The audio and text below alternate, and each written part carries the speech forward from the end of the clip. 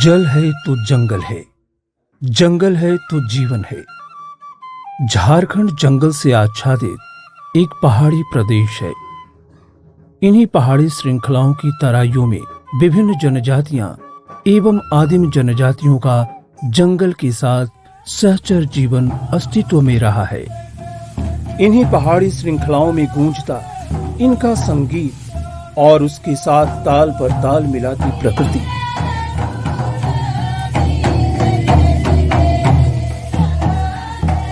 इन्हीं पहाड़ियों के सीने को चीरकर निकलती पारंपरिक जल स्रोत झारखंड की प्राकृतिक बनावट के कारण जलप्रपात के रूप में सैलानियों को आकर्षित करते रहे हैं और यही प्राकृतिक बनावट अभिशाप बन जाता है जब भारी बारिश के बावजूद भूमि में जल टिक नहीं पाता और बरसाती नदी नालों में बहकर चला जाता है। जलवायु परिवर्तन जैसी वैश्विक समस्याओं ने जंगल के साथ सहचर जीवन व्यतीत कर रहे जनजातियों के जीवन को भी काफी प्रभावित किया है। गर्मी के मौसम में पारंपरिक जल स्रोत सूख जाते हैं, वहीं बरसात में छोटे बड़े पहाड़ी नदी नाले आवारा हो जाते हैं। ये बरसाती नदी नाले उछलती उफनाती आगे बढ़ती है और ग्रामीण खेतों के साथ आजीविका की उम्मीदों को भी रौंदती चली जाती है। झारखंड के महुआ टांड़ प्रखंड की दुरू पंचायत के ग्रामीणों को भी ऐसे ही समस्याओं का सामना करना पड़ रहा है। दुरू पंचायत के गांव के पहाड़ी नालों के द्वारा मिट्टी कटाव से हर साल ग्रामीणों के खेतों को तो क्षति होती ही है। मिट्टी कटाव जंगल के पेड़ पौधों के अस्तित्व पर भी खतरा बनकर सामने आया है। बारिश के समय इतना जोर से पानी आता है कि इसका स्पीड बहुत ज्यादा रहता है। हम लोग का जो रोपा हुआ धान सब भी रोपे रहते हैं, वो सभी बहा के चल जाता है। से हमारा जमीन बहुत कटाव होते रहता है। जमीन इतना कट जा रहा है कि हमारा खेत अभी बचना मुश्किल है। हम लोग का पानी का स्रोत भी गर्मी टाइम में बहुत नीचे चला जाता है। चापाकल है 2-3 तो पीने के लिए केवल होता है, उससे हम लोग खेती नहीं कर सकते हैं। कुआं सब भी सूख जाती है गर्मी में। स्वयं सेवी संस्था फिया फाउंडेशन ने दुरू पंचायत के 11 वन सीमांत गाँव में foreign Commonwealth development office UK के सहयोग से सूखा निवारण हेतु मनरेगा अंतर्गत एकीकृत जल छाजन आधारित नियोजन एवं प्रबंधन योजना को आरंभिक परियोजना के रूप में सफलतापूर्वक क्रियान्वित कर रही है। यूके इंडिया पार्टनरशिप के तहत फॉरेस्ट गवर्नेंस को लेकर के फॉरेस्ट फ्रिंज विलेज कॉन्सेप्ट को कॉन्सेप्चुअलाइज किया गया था, जिसके तहत हम लोगों ने लातेहार के मोहनाड़ ब्लॉक के दुरू पंचायत में ये इंटरवेंशन वेरी शॉर्ट पीरियड के लिए की थी, जिसके तहत हम लोग जल जंगल जमीन का इंटरप्ले को देखने का प्रयास किया गया था। मनरेगा योजना का ग्रामीण रोजगार की गारंटी के साथ ग्रामीण आधारभूत संरचनाओं के निर्माण में अहम योगदान होता है। वन सीमांत गांव में योजना के क्रियान्वयन की जिम्मेवारी ग्राम सभा पर होती है। क्षेत्र में मनरेगा के तहत तालाब एवं कुआं जैसी संरचनाओं का निर्माण होता रहा है, मगर व्यवस्थित योजना के बिना बनी संरचनाएं बेकार हो जाती हैं। योजनाओं का सही क्रियान्वयन के लिए ग्राम सभा का क्षमता निर्माण की आवश्यकता महसूस की गई। फिया ने दुरू पंचायत के गांवों में ग्राम सभा के सदस्यों एवं ग्रामीणों को प्रशिक्षण दिया। अब ग्रामीण अपने गांव में समेकित जल छाजन की संरचनाओं पर निर्णय ले रहे हैं। हमारा ग्राम सभा तो हुआ करता था पहले से ही, लेकिन अभी फिया फाउंडेशन के माध्यम से हमको ट्रेनिंग मिला, जिस पर 8 कमेटी का गठन हुआ है। ये अपना अपना काम 8 समिति अब करते हैं और अपना विकास का जितने भी हम लोग का योजना बनाना होता है, ये सब मिलकर अपना अपना बनाते हैं। फिया ने महसूस किया कि वन सीमांत इन गांवों में रीच टू वैली समेकित जल प्रबंधन की आवश्यकता है। हमारे फिया फाउंडेशन के सर लोग आए और उन्होंने हमें बताया कि इस बाढ़ को कैसा रोका जाए।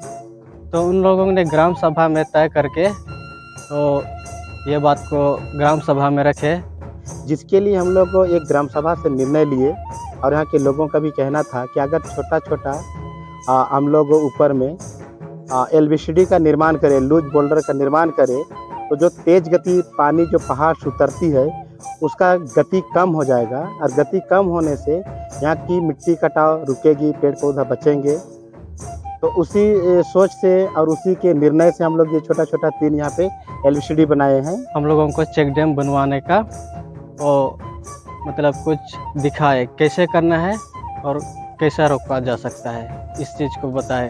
तो वो लोग बोले और हम लोगों ने उसे कुछ प्रैक्टिकली करने के लिए हम लोग कुछ पत्थरों को जमा किया और लूज बोल्डर चेक डैम को तैयार किया, जो पहाड़ से पानी आती है उसे बहाव को कम करने के लिए।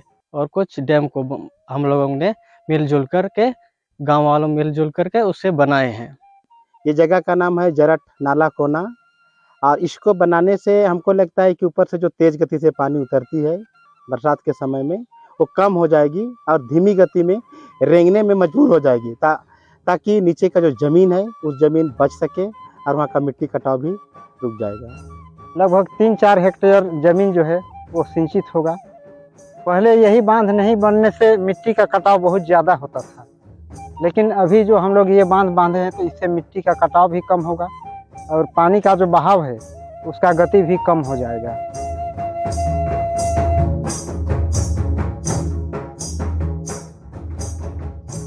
दो साइड से पानी आ रहा है, उसको रोकने के लिए हम लोग गहरा तालाब बना रहे हैं। 59 बाई 59 का खेत बना रहे हैं, उसमें सिंचाई कर सकते हैं, कुछ भी लगा सकते हैं और पानी का स्रोत बढ़ा सकते हैं।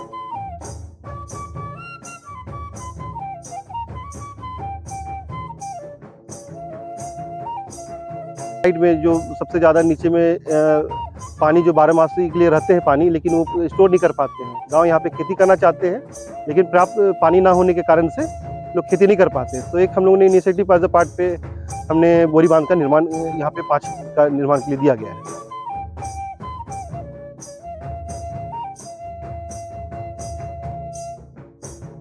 फिया ने यूक्रिप्स को ग्रामीण योजनाओं के निर्माण एवं निगरानी में सहयोगी के रूप में परिचित कराया।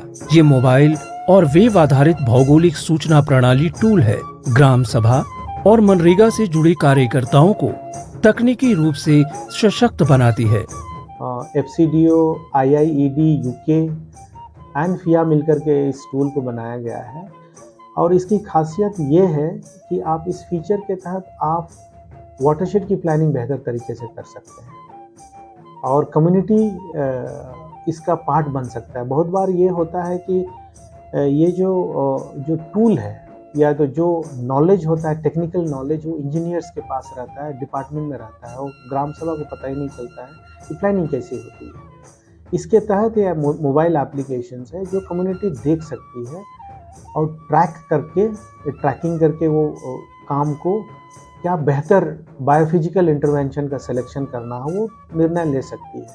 इससे पहले हम लोग यूक्रिप्स ऐप में जियोटैग के माध्यम से इस जगह का चयन भी किया हुआ था। यूक्रिप्स से हमें यही पता चलता था कि हम लोग कहाँ पे, किस जगह पे हम लोग योजना को हम लोग चयन करें और हम लोग उसको जियो टैग करके हम लोग आगे भेज सकते हैं।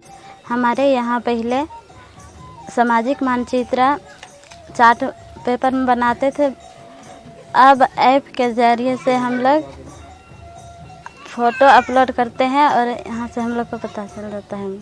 ऐप के माध्यम से ये भी हम लोग को पता चल जाता है कि ये जो प्राकृतिक आपदाएं होती है, जैसे सूखा हो गया, बाढ़ हो गया, और कितना क्षति करके गया है, और संभावना उसका रोकथाम के लिए भी हम लोग उसके माध्यम से कर सकते हैं। जैसे बाढ़ आया तो कितना मिट्टी कटाव किया, कितना नुकसान करके गया, वो सब का आकलन कर सकते हैं।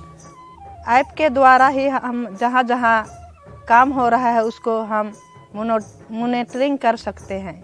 रोजगार देने के मुख्य उद्देश्य के साथ संचालित मनरेगा के कार्य अब बेकार नहीं हो रहे हैं, बल्कि ग्रामीण समुदायों को बाढ़ और सूखे जैसे जलवायु झटकों से निपटने और उससे उबरने की तैयारी करने की क्षमता को मजबूत कर रहा है। समुदाय को वास्तविक समय की निगरानी पर आधारित अधिक जलवायु स्मार्ट निर्णय लेने में मदद कर रही है। समुदाय आत्मविश्वास से लबरेज है। और जलवायु परिवर्तन से उत्पन्न प्राकृतिक आपदा से निपटने के लिए तैयार भी।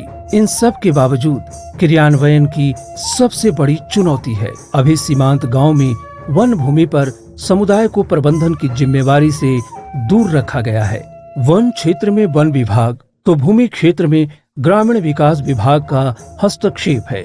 ऐसे में मनरेगा योजनाओं के साथ व्यवस्थित जल प्रबंधन कार्य मुश्किल होता जाता है। मात्र कुछ महीनों के इस प्रयास को संपूर्ण परिणाम कहना तो जल्दीबाजी होगी, परंतु परिवर्तन के दृश्य दिखाई देने लगे हैं। उनसे आशा की एक मजबूत किरण अवश्य दिखाई दे रही है।